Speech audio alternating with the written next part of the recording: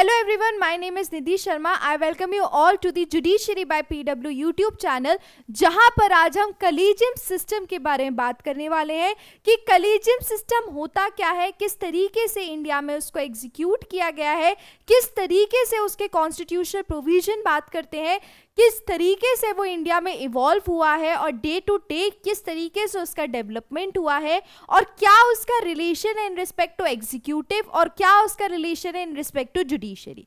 ठीक है, सो collegium system के बारे में आज हम इसलिए बात कर रहे हैं, आपके दिमाग में ये चीज़ आई होगी कि यार कलेजियम सिस्टम तो अभी कहीं से कहीं तक न्यूज़ में नहीं है, मतलब अभी तो फिर से कहीं तक उसको चैलेंज नहीं किया गया है कि एनजेएससी बोला गया हो या कलेजियम सिस्टम की वैलिडिटी पे चैलेंज आया हो, क्वेश्चन आया हो, ये चीज़ तो कहीं से कहीं तक डिस्कस नहीं हुई है।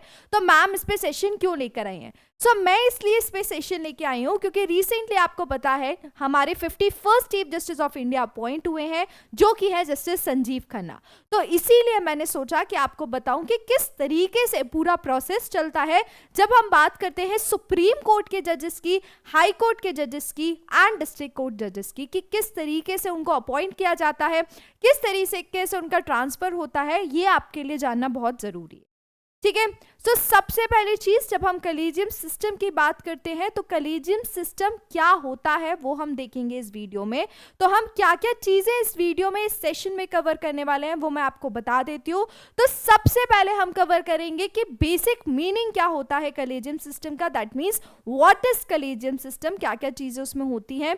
उसके बाद हम कवर करेंगे कि कॉन्स्टिट्यूशनल में क्या क्या प्रोविजन है in respect to appointment of जजेस। उसके बाद हम वो एक एक प्रोविजन डिस्कस करेंगे। आफ्टर दैट हम ये देखेंगे कि कौन सी चीजों से कलेजियम सिस्टम का इवोल्यूशन हुआ है इंडिया में, किस तरीके से उसका डेवलपमेंट हुआ है वो हम देखेंगे। एंड आफ्टर दैट हम देखेंगे एनजेएसी के बारे में, जो कि 99th कॉन्स्टिट्यूशनल अमेंडमेंट है, बहुत ही इंपॉर्टेंट अमेंडमेंट आया था, उससे रिलेटेड हम डिस्कस करेंगे। ठीक है, सो स्टार्ट करते हैं। सबसे पहले क्या कि एक्चुअल में कलेजियम सिस्टम होता क्या है। सो बेसिक मीनिंग मैं आपको बता देती हूँ, बाकी जिस तरीके से हम इसके आर्टिकल्स देखेंगे, इसके कॉन्स्टिट्यूशनल प्रोविजन देखेंगे, उससे आपको इजीली समझ में आएगा। ठीक है, so basic meaning of collegium system की जब हम बात करते हैं तो कलेजियम सिस्टम एक ऐसा पैनल जिसमें 5 लोग बैठते हैं और वो 5 लोग क्या करते हैं, वो 5 लोग डिसाइड करते हैं कि कौन सा पर्सन कैपेबल है, एलिजिबल है फॉर द सुप्रीम कोर्ट जज, कौन सा पर्सन एलिजिबल है, कैपेबल है फॉर हाई कोर्ट जज, कौन सा पर्सन एलिजिबल है, कैपेबल है फॉर डिस्ट्रिक्ट जज। सो बेसिकली कलीजियम सिस्टम 2 पे ज्यादा चलता है, that is supreme court and high court. District court पे इतना नहीं चलता है। जब मैं बात करती हूँ, अगर आपको किसी एक अपॉइंटमेंट आपने देखा होता है कि ये वाले जजेस को यहाँ पर ट्रांसफर कर दिया गया इस हाई कोर्ट में, तो ट्रांसफर एक हाई कोर्ट के जज का भी कौन करता है, वो भी एक कलेजियम सिस्टम से होता है। सो बेसिकली कलेजियम सिस्टम क्या होता है, एक पैनल होता है। वो पैनल कितने लोगों का, 5 लोगों का, जो कि ये डिसाइड करते हैं कि किस तरीके से सिस्टम इवॉल्व होगा, किस तरीके से जजेस अपॉइंट होंगे, किस तरीके से जजेस का ट्रांसफर होगा, that is defined under collegium system. अब कलेजियम सिस्टम किस तरीके से इवॉल्व हुआ, क्या उसकी वैलिडिटी है, किस तरीके से उसको एग्जीक्यूटिव देखता है, जुडिशरी देखता है, उसके बारे में हम बात करेंगे बाद में। तो पहले मैंने आपको बेसिक एक हिंट दे दिया है कि क्या होता है collegium system. Let's move to the next slide, ताकि हम ये देख सकें कि एक्चुअल में अपॉइंटमेंट ऑफ जजेस किस तरीके से कॉन्स्टिट्यूशन में प्रोवाइडेड है। तो जब हम बात करते हैं किसी जज को अपॉइंट करने की, चाहे वो डिस्ट्रिक्ट कोर्ट का जज हो, चाहे वो एक हाई कोर्ट का जज हो, चाहे वो एक सुप्रीम कोर्ट का जज हो, that is defined under article. किसके का आर्टिकल, कॉन्स्टिट्यूशन, इंडियन कॉन्स्टिट्यूशन के आर्टिकल्स में वो क्लियरली बताया गया है। जैसे हमने अभी देखा कि chief justice of India appoint हुए, अब हमें ये पता है कि चीफ जस्टिस ऑफ इंडिया से रिलेटेड एक पर्टिकुलर कोई आर्टिकल नहीं है, बट हमें पता है कि वो कहीं ना कहीं आर्टिकल 124 में उन्हें ये क्लियरली बता दिया है कि हर एक सुप्रीम कोर्ट में, मतलब इंडिया के सुप्रीम कोर्ट में चीफ जस्टिस ऑफ इंडिया होगा, that is defined under article 124। ऐसे ही आर्टिकल 124 से रिलेटेड और ऐसे ही सुप्रीम कोर्ट के जजेस से रिलेटेड अपॉइंटमेंट, हाई कोर्ट के जजेस से रिलेटेड अपॉइंटमेंट और डिस्ट्रिक्ट कोर्ट के जजेस से रिलेटेड अपॉइंटमेंट, वो भी इंडियन कॉन्स्टिट्यूशन में क्लियरली डिफाइंड है. So when we are talking about supreme court के जजेस, तो सुप्रीम कोर्ट के अपॉइंटमेंट और उनसे रिलेटेड जजेस से रिलेटेड चीजें डिफाइंड है अंडर आर्टिकल 124 सब क्लॉज 2. इसको हम डिटेल में देखेंगे. When we are talking about high court जजेस के किस तरीके से हाई कोर्ट जजेस की अपॉइंटमेंट होती है, that is defined under article 217 subclause 1. The last, when we are talking about subordinate court, that is district court, lower court, तो वो डिफाइंड है आर्टिकल 233 एंड आर्टिकल 234 में. ठीक है, तो सबसे पहले हम देखेंगे कि आर्टिकल 124 सब क्लॉज 2 क्या बोलता है, किस तरीके से सुप्रीम कोर्ट के जज के बारे में बताया गया है उसमें अपॉइंटमेंट में, वो देखते हैं.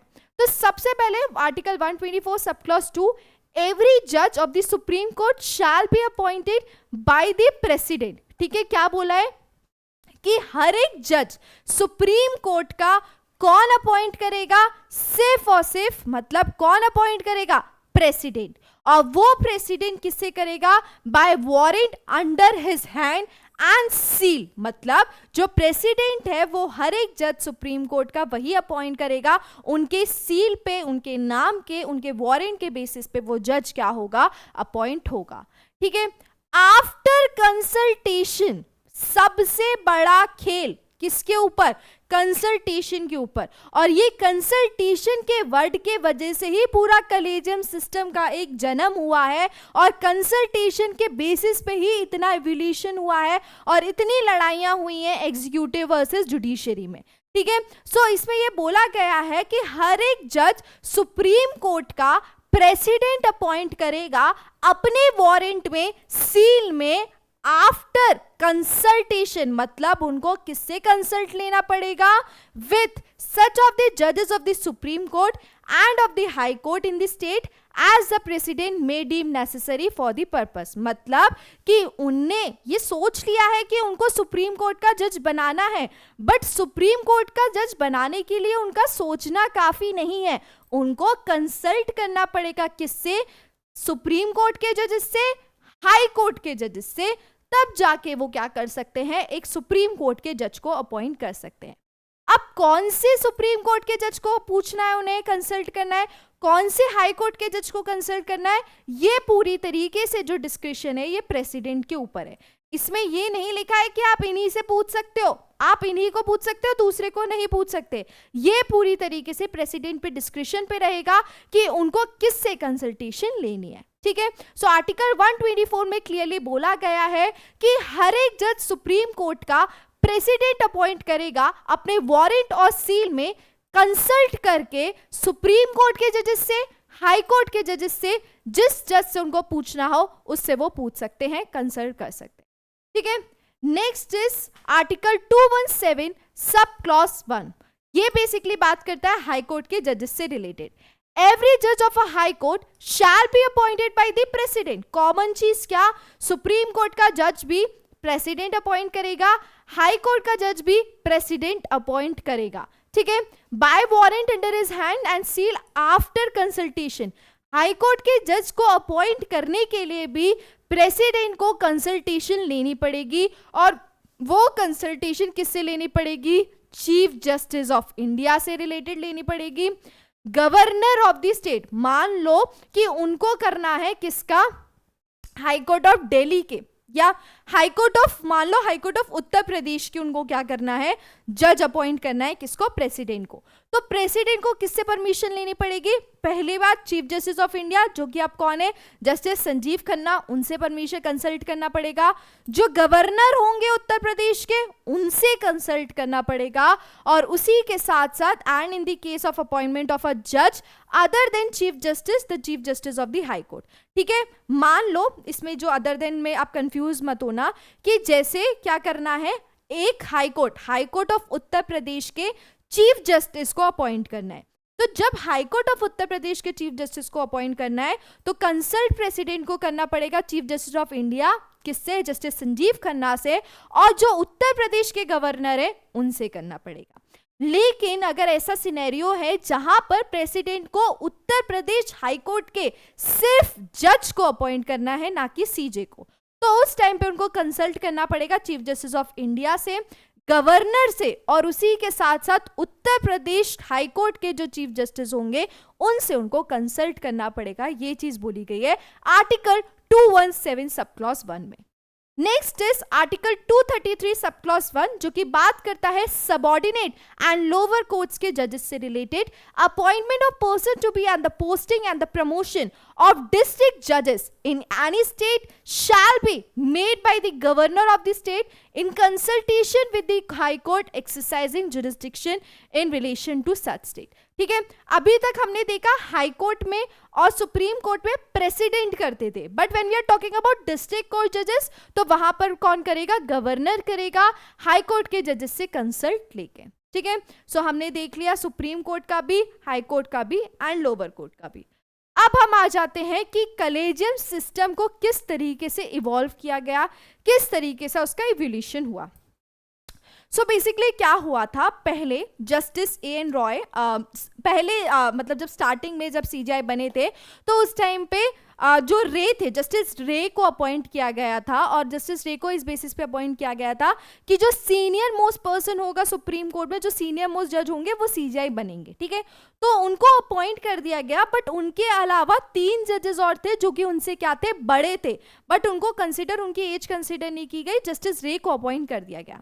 अब एक बार ये चीज हुई, दूसरी बार फिर से ये चीज हुई जब दूसरे सीजीआई भी बने, तब भी यही हुआ कि जो 3 जजेस थे जो कि उन सीजीआई से सीनियर थे उनको कंसिडर नहीं किया गया, दूसरे सीजीआई को बना दिया गया, दूसरे जज तो सीजीआई बना दिया गया। ठीक है, तो अब इससे क्या हो रहा था कि यार नाम तो दिए जा रहे थे, बोला जा रहा था कि भैया ये नाम दिए जा रहे हैं, ये सारी चीजें हो रही हैं, बट वो इंसान बन ही नहीं जा रहा था। जब आपने रूल बना के रखा था कि सीनियर मोस्ट जज सुप्रीम कोर्ट का क्या बनेगा, सीजीआई बनेगा, बट वहां पे वो हो ही नहीं रहा था। तो क्या हो रहा था, एग्जीक्यूटिव में और जुडिशियरी में क्या हो रही थी, एक तानाशाही चल रही थी, लड़ाई चल रही थी। ठीक है, अब क्या होता है, सबसे पहले चीज आती है एसपी गुप्ता। एसपी गुप्ता के केस में 1982 में एक पिटीशन फाइल होती है। किस पे फाइल होती है, वो पिटीशन बेसिकली ये फाइल होती है कि जो आर्टिकल 124 सब क्लॉज 2 में जो बोला गया है किसके बारे में, कंसल्टेशन के बारे में। क्या कि जो एसपी गुप्ता में सबसे पहली चीज ये बोली जाती है कि आर्टिकल 124 सब क्लॉज 2 में जो कंसल्टेशन की बात की गई है, जो कंसल्टेशन की बात की गई है, वो कंसल्टेशन कौन सी कंसल्टेशन, कि जो प्रेसिडेंट है वो कंसल्ट करेगा हर एक जज सुप्रीम कोर्ट के और जजेस किससे, हाई कोर्ट के। वो कंसल्टेशन से रिलेटेड एसपी गुप्ता में आया था कि वो कंसल्टेशन प्रेसिडेंट के ऊपर बाइंडिंग नहीं होनी चाहिए। मतलब अगर प्रेसिडेंट ने पूछ लिया हाई कोर्ट के जज से, सुप्रीम कोर्ट के जज से, तो बस उसके ऊपर है, प्रेसिडेंट के ऊपर, कि वो कंसल्टेशन को माने या ना माने, वो पूरी तरीके से चॉइस उसकी होनी चाहिए। ये बेसिकली इससे रिलेटेड पिटीशन फाइल हुई थी कि क्या वो कंसल्टेशन कंकरेंस से बाइंडिंग है प्रेसिडेंट पे, उसको मानना ही पड़ेगा। ये मेन इशू उठा था किसमें, एसपी गुप्ता केस में। ठीक है, तो जब ये मेन इशू उठा एसपी गुप्ता केस में, तो वहां पर ये जो केस था बेसिकली 7 जज बेंच बैठी थी इसमें। कितनी, 7 जज बेंच। और ये जो जजमेंट लिखा गया था, ऑथर्ड किया गया था, वो जस्टिस पीएन भगवती ने ऑथर्ड किया था। ठीक है, तो एसपी गुप्ता केस में ये बोला गया कि जो वर्ड कंसल्टेशन है, जो कि प्रेसिडेंट को कंसल्ट करना पड़ेगा जजेस ऑफ सुप्रीम कोर्ट, जजेस ऑफ हाई कोर्ट से, तो वो चीज पूरी तरीके से कंसल्टेशन के बाद जो रिप्लाई आएगा कंसल्ट करना, वो पूरी तरीके से बाइंडिंग नहीं है प्रेसिडेंट पे। ये चीज बोली गई एसपी गुप्ता केस कि जो कंसल्टेशन वर्ड है वो प्रेसिडेंट के ऊपर बाइंडिंग नहीं है। उनका मन हो तो उनका माने कंसल्ट जो किया गया है, ना हो तो ना माने, ना करें कंसल्ट, ये उनके ऊपर पूरी तरीके से है। उनने बोल दिया था एसपी गुप्ता में कि कंसल्टेशन वाला पार्ट कहीं से कहीं तक कॉन्करेंस नहीं है, बाइंडिंग नहीं है। ठीक है, सो एसपी गुप्ता केस पे क्या बोला कि कंसल्टेशन बाइंडिंग नहीं है, और एसपी गुप्ता को ही हम क्या बोलते हैं, फर्स्ट जज केस। ठीक है, उसके बाद क्या हुआ, फिर 1993 में ये बात फिर से उठी कि क्यों उसको हम बाइंडिंग नहीं मान रहे, जब लिखा है कॉन्स्टिट्यूशन में तो वो चीज क्यों बाइंडिंग कंसिडर नहीं की जा रही है।